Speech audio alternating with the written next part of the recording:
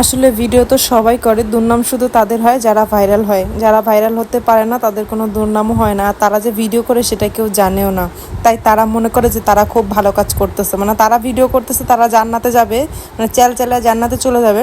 আর যারা ভাইরাল হয়েছে, যাদের কিনা সমালোচনা হয়, তারা জাহান্নামে যাবে। আর ভাই ভিউয়ার্সের কথা কি বলবো, তাদের কথা বাদই দিলাম।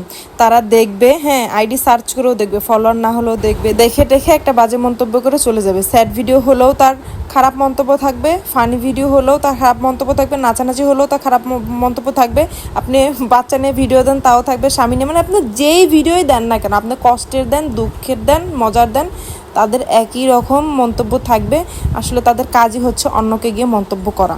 তারা মনে করে কি জানেন, যারা ভিডিও করে তারা জাহান্নামে যাবে, আর যারা যে দেখে শুনে বুঝে মন্তব্য করে তারা একদম জান্নাতে চলে যাবে চেল করে। মানে বিষয়টা এমন না যে ভালো লাগবে না, দেখবে না, ব্লক করে দেবে, ইগনোর করবে, কিন্তু না, তারা দেখে টেকে তো নিজের চুলকানি থামাইতে হবে, তাই না? এই জন্য সার্চ করে দেখবে, দেখে টেকে এটা নিয়ে অনলাইনে যদি মন্তব্য করতে নাও পারে, তাহলে গিয়ে একদম বাস্তব জীবনে আশেপাশে গিয়ে সমালোচনা করবে। জানিস, এটা দেখে আসলাম ফোনে, এটা দেখে আসলাম, ওইটা দেখে আসলাম। আমি বলি কি, তোরা দেখিস কেন? আমার ভিডিও খারাপ বা যার ভিডিও খারাপ তোরা দেখিস কেন? দেখার দরকার নাই, ইগনোর কর, কিন্তু না দেখলে তো পেটের ভাত হজম হয় না। ওই যে একটা কথা আছে না, ভাতারের খায় নাঙ্গের গুণ গায়, বিষয়টা হচ্ছে ঠিক এরকম। আর আরেকটা বিষয় খুবই দেখতো, 2 দিন বা 3 দিন যদি ভিডিওতে জামাই বউ একসঙ্গে না দেখে, বলে কি তোর জামাই তো তোকে ছেড়ে দিছে। আমার জামাই আমাকে ছাড়লো না, ধরে থাকলো, তাই নিয়ে আপনার মাথা ব্যথা কোথায়? আমার জামাইয়ের কাছে কি আপনার বোনকে বিয়ে দিবেন? এটা হলো আমার প্রশ্ন।